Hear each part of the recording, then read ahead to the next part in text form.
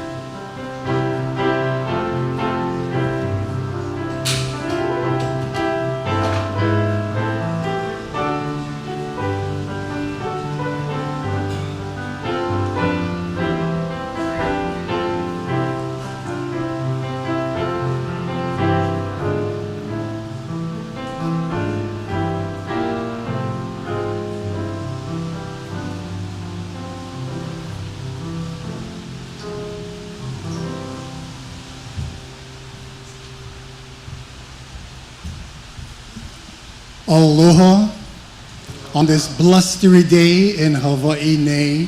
Thank you for braving this weather. And welcome to the First Unitarian Church of Honolulu.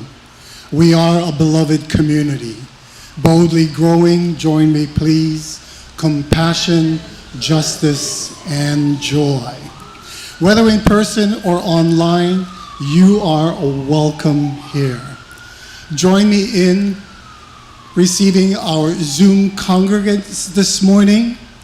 I know for sure my husband Jeff will be joining us. He's not quite online. There he is. Hi, Jeff. And I see Thomas as well. Welcome, Thomas.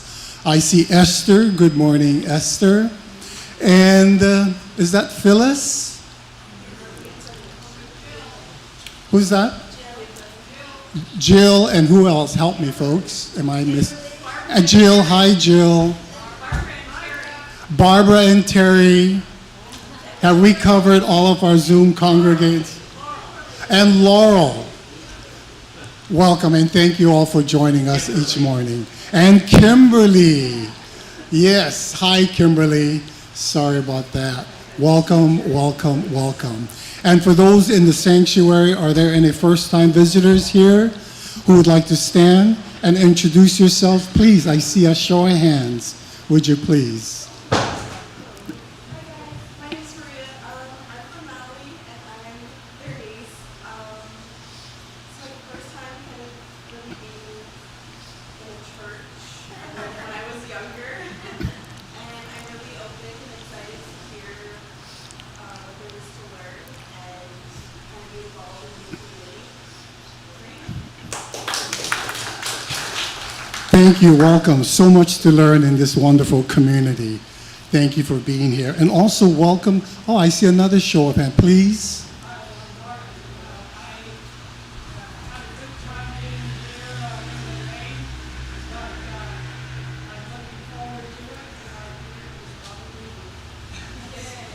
Thank you for braving the rain. Your presence are very welcoming. And also welcome back to our returning visitors. Wonderful that we can yet spend another Sunday morning worshiping together. At the end of the service, please join us for light refreshments in the gallery so we can talk story and get to know each other better. We are delighted to have our children here. Are they here? Look like they're already headed upstairs. They're one step ahead of us. My name is Gabe and my pronouns are he and his. I have the honor of being your worship associate today, along with our worship leader, Jean-Paul Chaisson Cardenas. I'm looking forward to your message, and I'd like to share a short bio We know John from sitting back in the corner, towering over his chair, wearing this grin on his face as if to say, I'm so glad to be here. John Paul is deeply rooted in his Mayan heritage as a devoted father, husband, and son. He is a nationally recognized executive administrator with more than 30 years of experience in public policy, civil rights, education, and organizational transformation. John Paul's career includes leading nonprofits and government agencies through major change efforts, securing federal grants, and managing multi-million-dollar programs. He has also received multiple national awards for civil rights and diversity leadership, including the National Higher Education Excellence in Diversity Award in 2024-25 and the National Civil Rights Fellowship in 2021-22.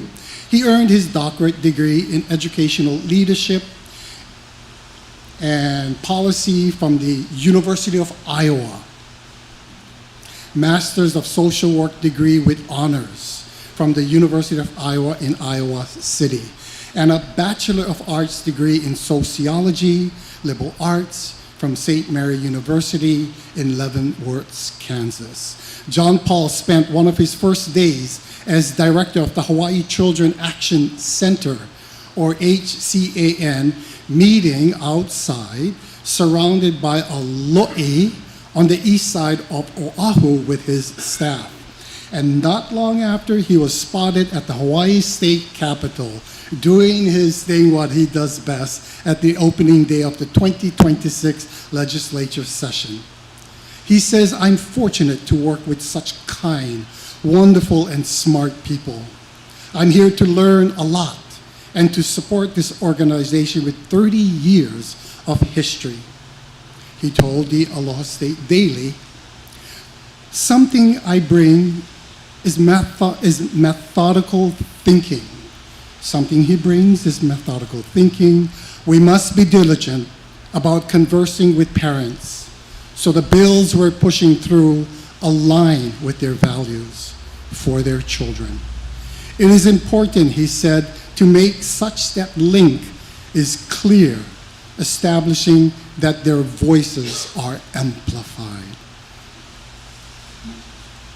We are glad to have you, John, and also participating in our service this morning, John's wife, Angelica.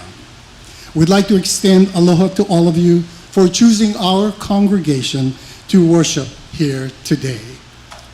Welcome, Angelica.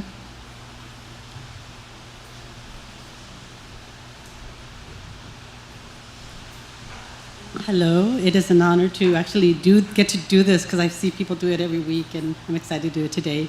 So please join me in lighting our chalice. We light this chalice as we gather, signifying this time to center our souls. We light this chalice in the darkness, our light to guide others to our care. We light this chalice from the heart of our heritage, fulfilling our spiritual, ethical, loving selves. We light this chalice together. Thank you.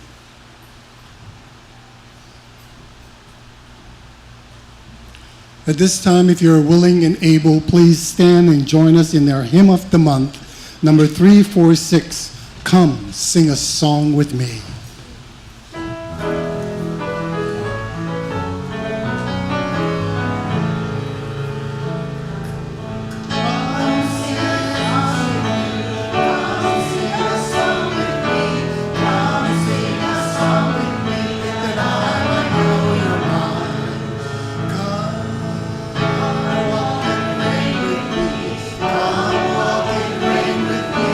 Come walk and reign with me.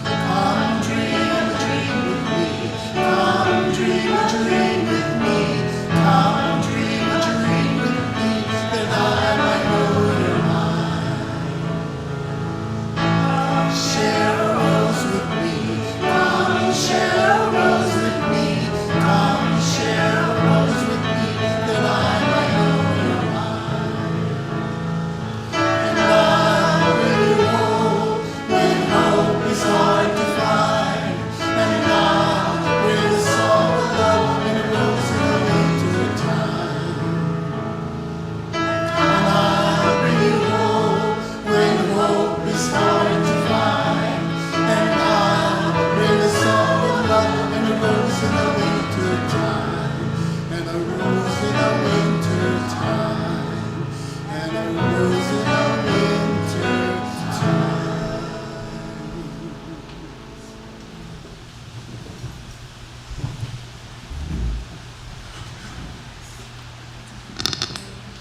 Good morning, everybody. How are you doing today?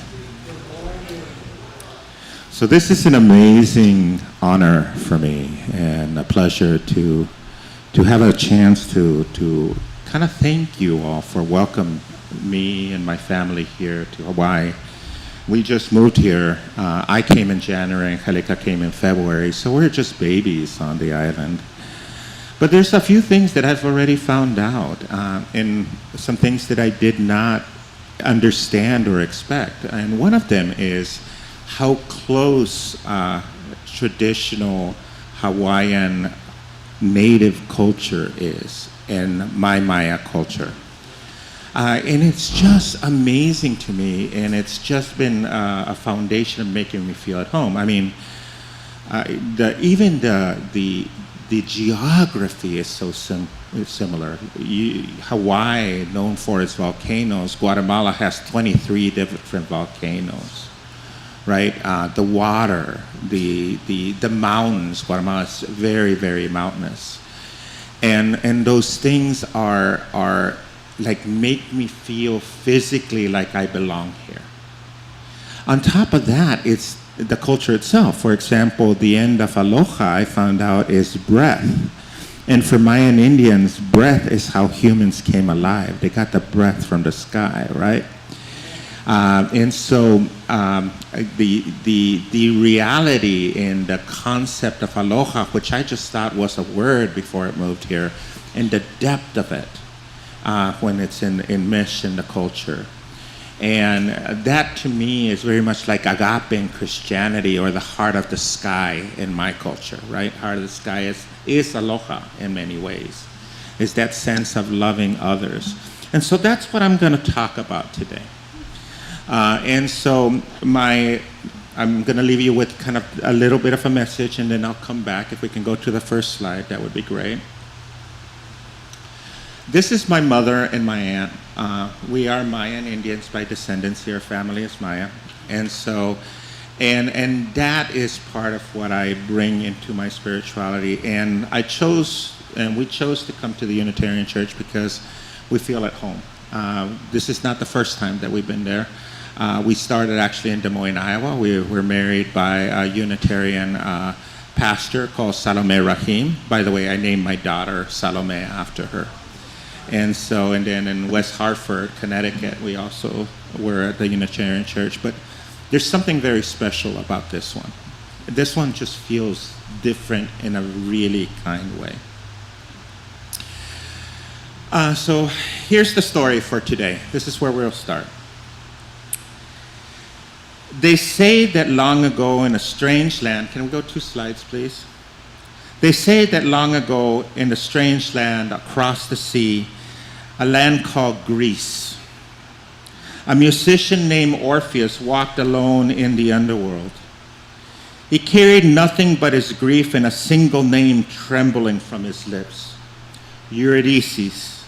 His love for her was so fierce that even the stones listened. His love songs softened the hearts of the dead. And for a moment, it seemed that he might bring her back. But his journey was a solitary one, shaped by the culture and the longing of one man for his beloved. And in the end, he returned to the world above empty-handed, carrying only the echo of her absence. But the analogous Mayan story is told differently. And by the way, this book is one of the few books, or the only book I brought from Guatemala. And if you open it up, you'll see that this was actually a textbook, right? And here's the 5th grade, my 5th grade class signature. And the book is the Popol Vuh, which is one of the Mayan codexes. And so the story that I'm telling today, the story that is from here, comes from that book. If you want to put it, I'll put it over there so people can kind of play and see with it. It's in Spanish, sorry. But the analogous Mayan story is told differently. When the hero twins descended to Xibalba, Xibalba is, the underworld, they do not walk alone. They did not walk for one. They walked for their peoples. They walked for the balance of the world and to recover fertile soil from the underworld so knowledge can grow again. They walked to the memory of their fathers and for the generations yet to be born. Their descent was not a private ache. It was a communal calling for a better future. Side by side, the twins stepped into the darkness. As Orpheus crossed the river Styx, the twins crossed the river alive with scorpions, the river stained in blood, not to reclaim a single soul, but to protect every soul who depended on the world above. As Orpheus, the twins passed through the darkness and the cold, bearing a lover's song, courage and wit, but also with the understanding that community that needed them. And when the lords of Xibalba demanded their lives as the price, the twins did not hesitate. They surrendered their bodies to death and to be ground up into ash and to dust and to be scattered all over the world. But their story does not end there or where Orpheus ends. Their sacrifice is not closing of a love story. It is the opening of a restored world symbolized by the now fertile soil where knowledge could grow again. From the dust and ash, they were risen again, together transformed into beings of light, bringing back the fertile soil where knowledge and humanity can grow again. Where Orpheus returns alone, the twins return as more than they were. Where Orpheus journeyed to the ends of grief, the twins journeyed towards the ends of renewal. Where Orpheus loses the ones he loves, the twins becomes what their people needed. Their rising is not of one heart, but of all hearts. What we call today the common good, something that we seem to be missing in today's political rhetoric. It's called agape. It's called aloha. And it's called, in my language, the heart of the sky. Love not for one life, but for the life and well-being of the entire world.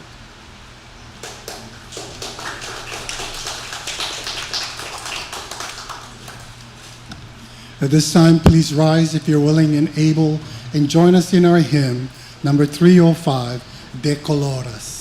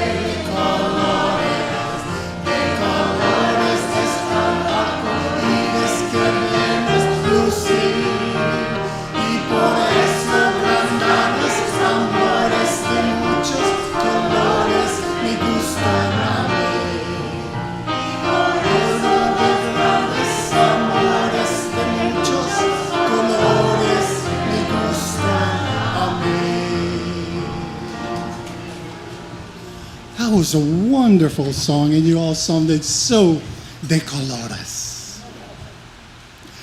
The Book of Life. This church is our place to experience the depths of life together. And this book stands for the lives we share in this beloved community.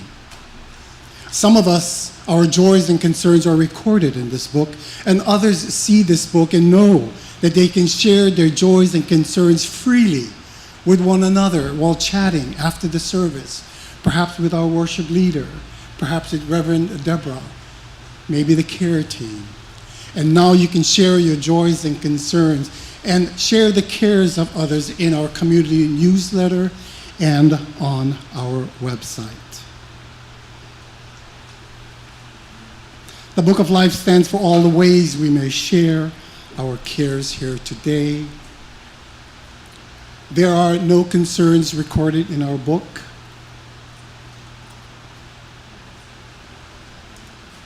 How may you share your concerns to lighten your load and deepen your connections? The joys recorded in our Book of Life. I'd like to share my joy. My husband, Jeff Fox, a trooper, who had his double knee replacement done. There were some setbacks with his hemoglobin, but it is intact, and moving forward, he's doing well with his physical therapy, and he couldn't join us today because it's hard to manage the walker just right now.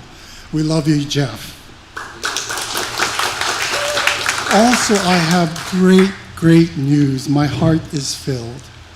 This comes from Abby and Thomas. Their son, Benji, just received word that HMSA has improved the necessary brain surgery that he needs. Since there is only one in Hawaii, since there's no one in Hawaii that can perform this necessary procedure, he'll be traveling to San Diego in August to the only facility in the U.S. who can perform the surgery. Please let us all send healing energies to Benji and calming thoughts to his family, Abby and Thomas. We love you all. So how may sharing your joys inspire wider happiness? The bitterness and the sweetness, the concerns and the joys of life remind us to live these days together. The brave adventure and the holy understanding we share in this journey echoes today as it always does in the Book of Life and in the hearts we each bring to share today. And may it always be so. This portion of our service is our giving and receiving. And in the midst of so much suffering going on in our world, and sometimes in our own neighboring communities, it is a privilege to be able to give our offering each Sunday to people and causes who can benefit from our loving concern. And every fifth Sunday of the month, we have the privilege to share our offering to our own cause, the church's emergency fund. It is important that we build or rebuild this emergency fund that are used to support our own congregation and our members indeed. So when the calabash comes around, please give. Use the QR code on the screen or text the church to share the plate, fund emergencies or your pledge, or simply send a check. Let us give freely now and receive with great gratitude.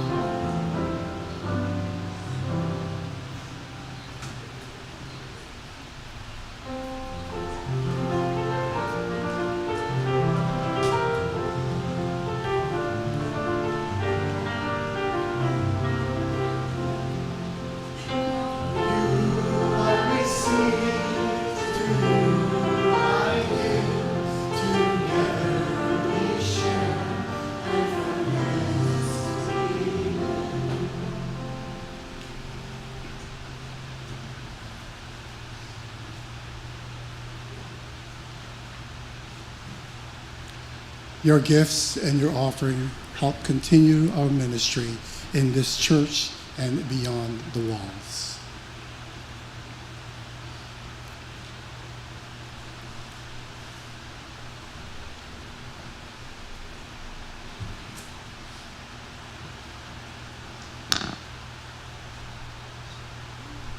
So my mother and I and my sister,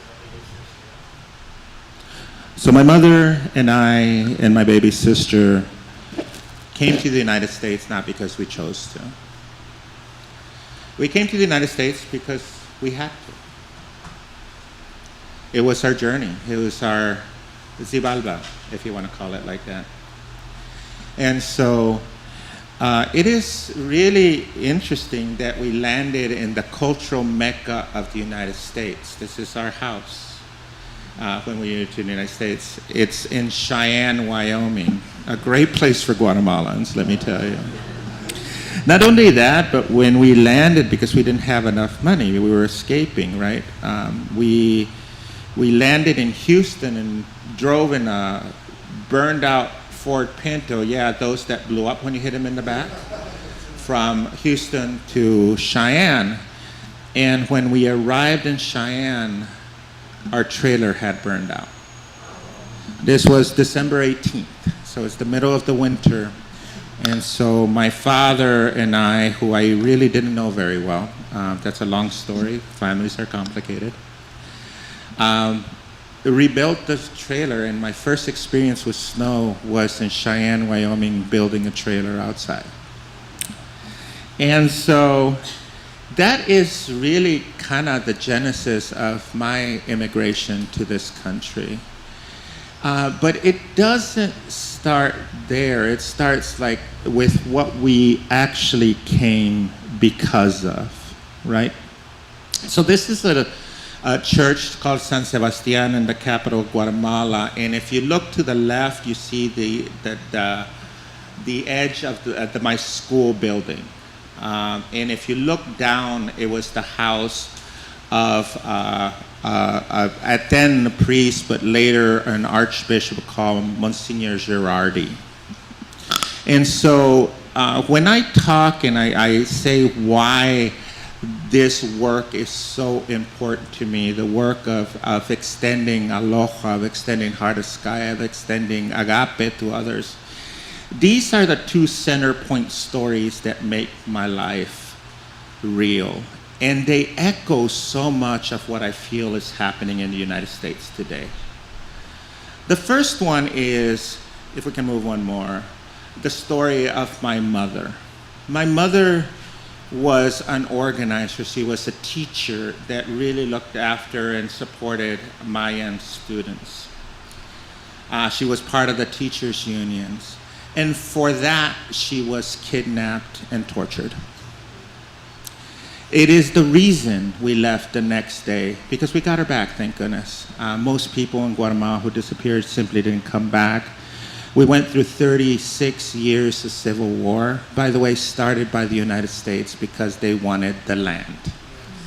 When I say Hawaii's story and Guatemalan stories are so similar, 1954, at the time that Board v. Brown was occurring, the United States was doing a Venezuela or an Iran or an Iraq or to my country of Guatemala. That started, they deposed the first democratically elected president of Guatemala in favor of a dictator. And that started a continuous war. But our war was different. Our war was not a war where, they're dropping bombs like in Iran or so forth. It was a war where people simply disappeared if they said the wrong thing against the government, right? And so my mom was one of those, but more germane to today is that school priest, principal, we can call leader of my school, Girardi, who did something. He looked at what was happening in South Africa, and he started a truth and reconciliation movement through the Catholic Church in Guatemala. And by the way, the Catholic Church in Guatemala was very different from the United States. The Catholic Church in the United States tends to be very, very ultra-conservative. And in Guatemala, it was to the point where the government would say that the only good priest was a dead priest because it was governed by something called theology of liberation. But this man, really what he did is that he started this Truth and Reconciliation, went through more than a year of gathering information to tell the story of what the Guatemalan government had done after the war. And for it, he was assassinated in his house, which was my school, by being stoned to death with the eyes, in the ears, and in the mouth. Think about the symbolism, and it was done by two military men who actually committed the assassination. So I have seen stuff in my life. I have seen stuff, but not only in Guatemala, but I've seen it here in the United States, and I see this cycle repeating itself. A few years ago, during the first Trump administration, I used to lead a program, a national program called 4-H. Some of you may have heard of it, especially in the West. Not very big here. And my particular program had over 120,000 youth in it, served by about 20,000 volunteers. And our major event of the year was the Iowa State Fair, which brought in over 1 million people. So it was no shabby little program, right? But I was ordered by the then appointee, because this is a federal program, by the USDA, to stop admitting LGBTQ youth to our program. Remember, this was the previous time. And I said no. And even at that time, there was repercussions for saying no to the Trump administration. They came after me. They doxed us. And some of the things, the picture on the bottom is a picture of a bunch of gentlemen wearing white masks, carrying rifles, and burning a cross that welcomed me into a rural community in Iowa. Right? My family received threats. My daughter received threats. I received threats. And it was several years of very difficult time. So I have seen it. I have seen the parallel between what has happened to individual people here right now in the United States with this movement to tell us, to convince us that loving each other and being kind to each other is wrong, whether it's by pushing back on diversity, equity, inclusion, or more accurately on civil rights, because that's what they really wanted, is to take out the people who were the folks who helped the compliance around it, right? Or to see the movement against even lighter things like social emotional learning, right? This idea that only the individual is supreme, that we must pay to play, that we must be mean to each other because that's what God told us to do around Christian white nationalism, right? I have seen that in its hurt. Now, my parents, my elders in my community, for some reason, named me Chaisson. That's my name in my community. What it is the hummingbird, and hummingbird is the spirit between, is the messenger between the spirit world and the physical world. And so, as I will do, I got into my head and I went to deep depression. There were so many things that we had in our family that we have to struggle. But we came out the other side like the lords of Xibalba, like the twins, deciding what we wanted for our lives. And what we wanted for our lives is to be instruments of good. And so that's why Angelica and I are in Hawaii. Yes, we do enjoy the waves, but we came here to do work. You see, we tend to believe to the core of our souls that the only thing, to borrow from Bad Bunny, my brother, right, or Martin Luther King's or somebody else, is that the biggest space of resistance is to love each other deeply, to love each other passionately, not that romantic love that is always talked about, but with aloha, with the heart of the sky, with agape. Because what I have learned through all my years is that the instruments of oppression are always the same, and they always involve social isolation, loneliness, and separating from each other. Divide and conquer is the strategy that they've used.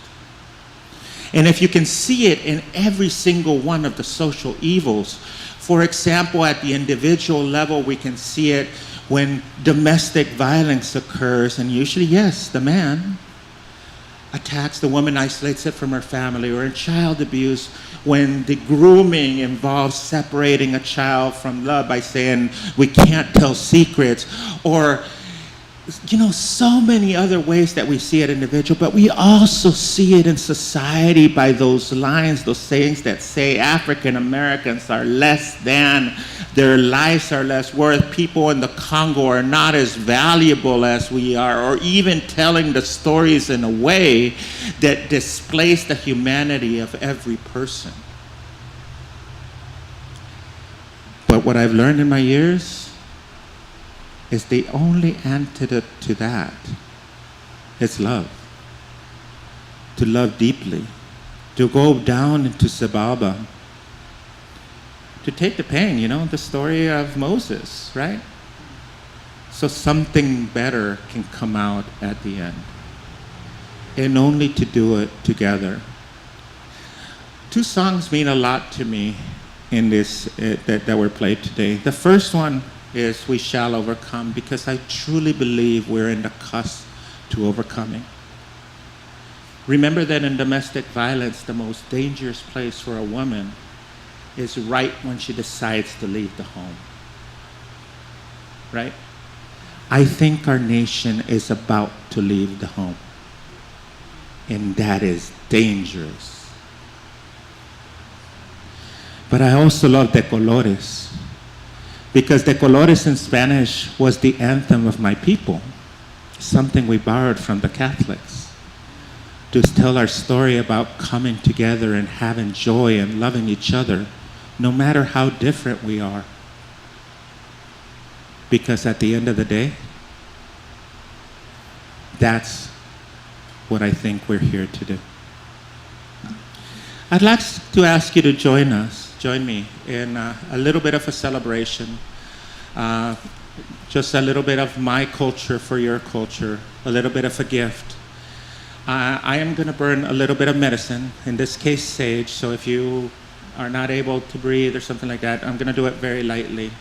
And I'd ask you to join me in the cardinal directions. Just a prayer that my grandma used to say when I was young, and I badly translated it into English. And thank you for doing that.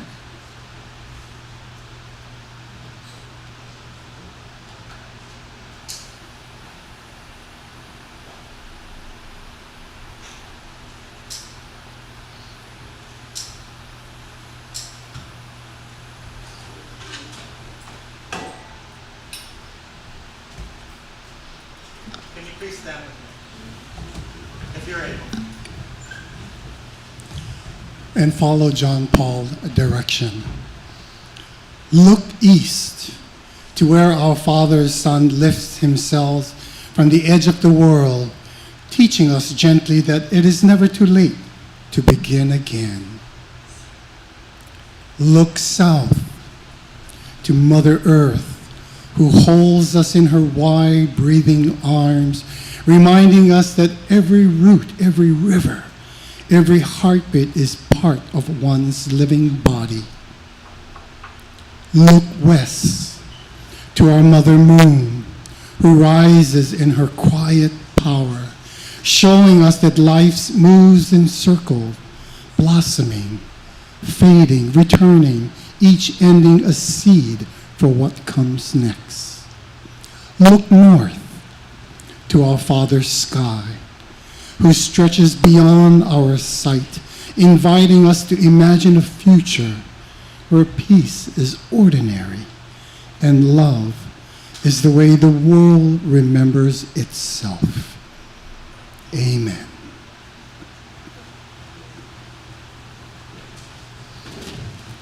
Go be rebellious. Love each other well.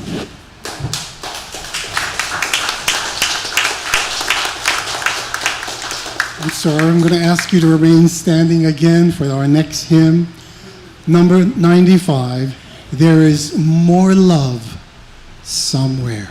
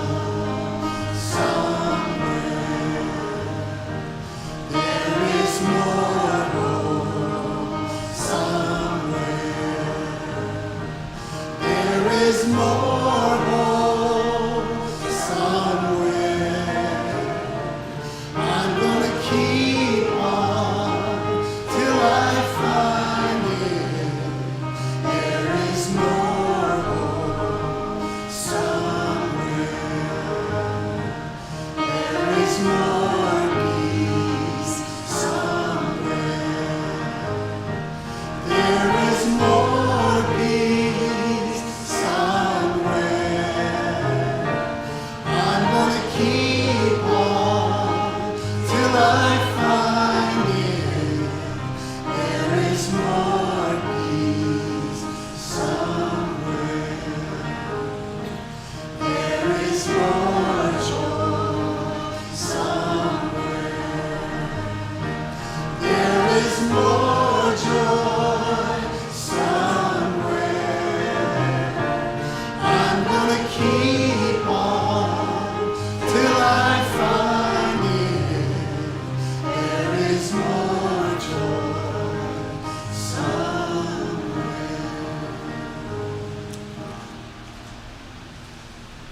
I'd like to invite Catherine.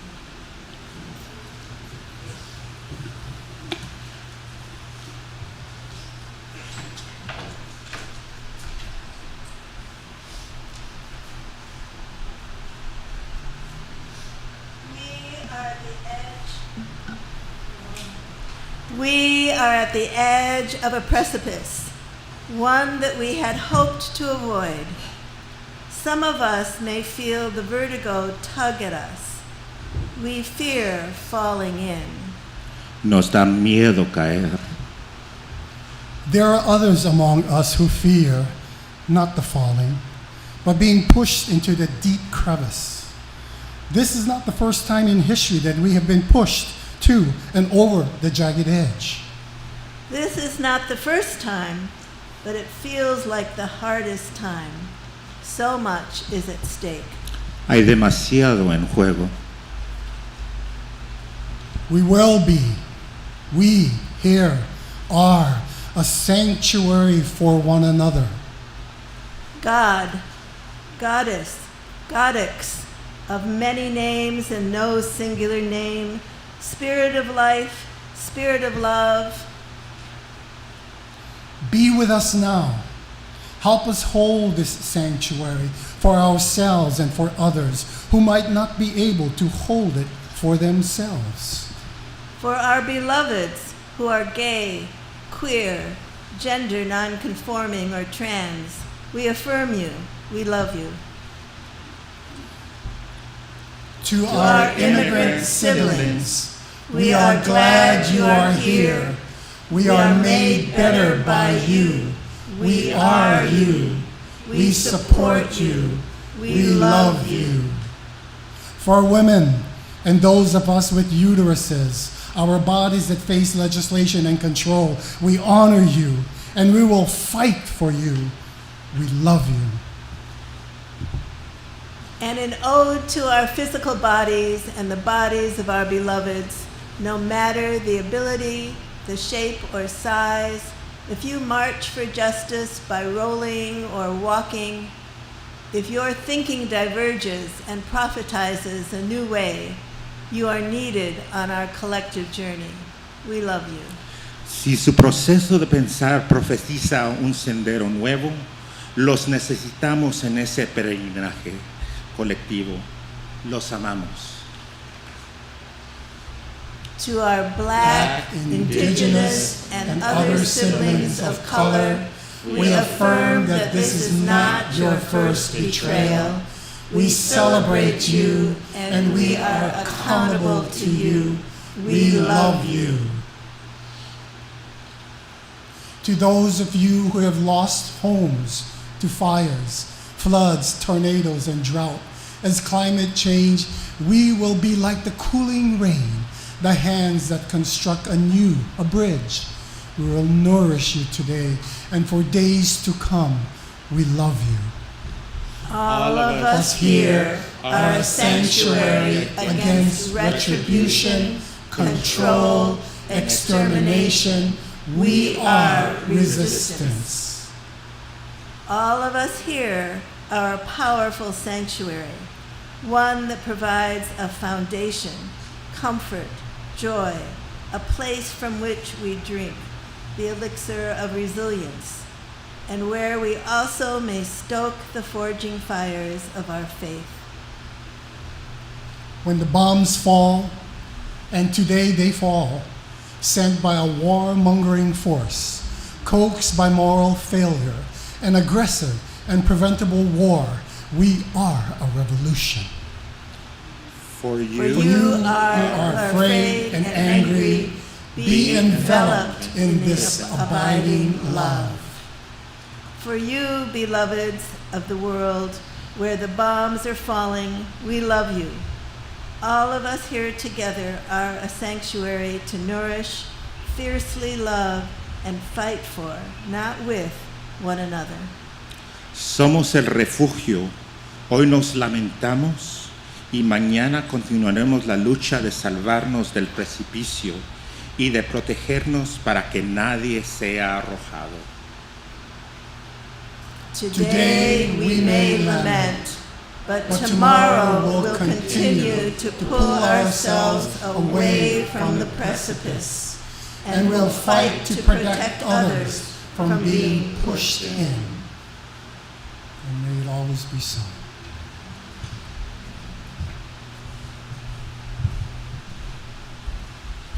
Once again, if you're able to stand and willing, join us in our final song, number 1014, Standing on the Side of Love.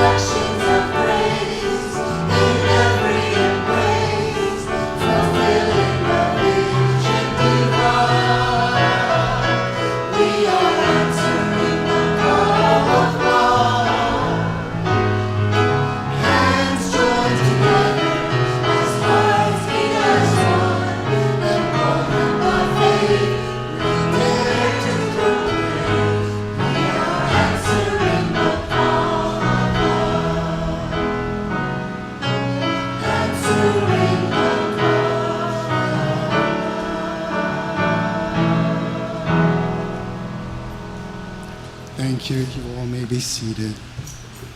At this time of the service, we'll be doing an announcement before we sing our song of peace. I'd like to invite Reverend Deborah up for a few announcements that she'd like to share.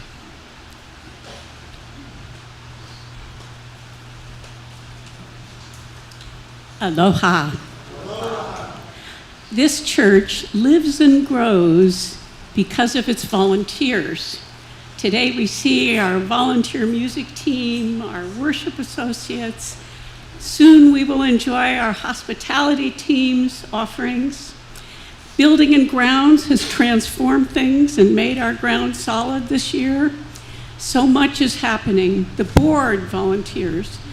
And a couple of weeks ago, I asked for a volunteer who would make it possible for some of our people to hear the service by moderating the Zoom in our study and by monitoring it to see if our Zoom listeners have problems or questions or suggestions. And Kristen Witcher, Kristen, are you here? Kristen volunteered, and starting next Sunday, she is hosting Zoom in the room of the study for all those who can hear better through Zoom. I also asked for another volunteer. Thank you, Kristen. Thank you so much. I also asked for some volunteers to become holy drivers, or the team could be called holy riders, or it could be called Uber. What we need is, we have some people who would like to be here with us, and they can't get here. And so we'd like to have one or two drivers who could do a route to pick up some people who have trouble getting to church to join us here, and sometimes to pick them up from the late meetings. We have another discussion group that's going to start soon and end later. So if any of you are willing to be a holy driver, you can actually, the first person to volunteer can name the team. So thank you, and we have another volunteer who's come up with a wonderful, wonderful idea, and it refutes an old truism. It proves that there is free lunch. Is Paul Davis here? Paul is going to be leading a once-a-month lunch service for us with volunteers from our committees, and his idea, and I'm going to help him, and we're going to have free lunch. Mahalo.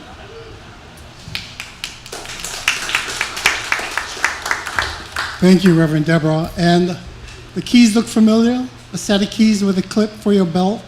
It was found in the church. Has anyone misplaced their keys? No, this is a Mercedes, going once, going twice, for the highest bidder. Thank you, Zach. And now for the chalice extinguish.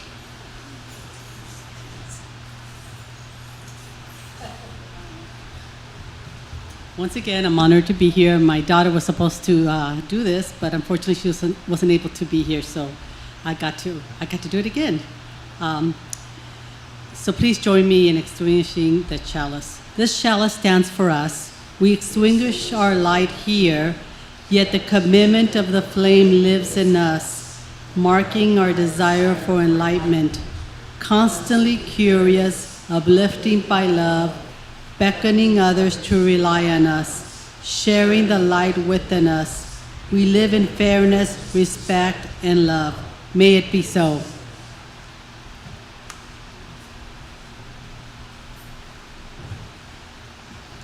And before our song of peace, please remember to join us in the gallery for refreshments. After the service, we have a talk story in the study.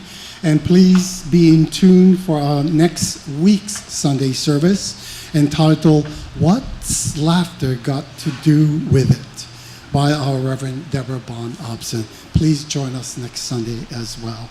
And like we do on every Sunday, our ritual that we stand, we form a circle, we join hands, ask before asking, holding the hands next to you, as we share in our closing song, Hawaii Aloha.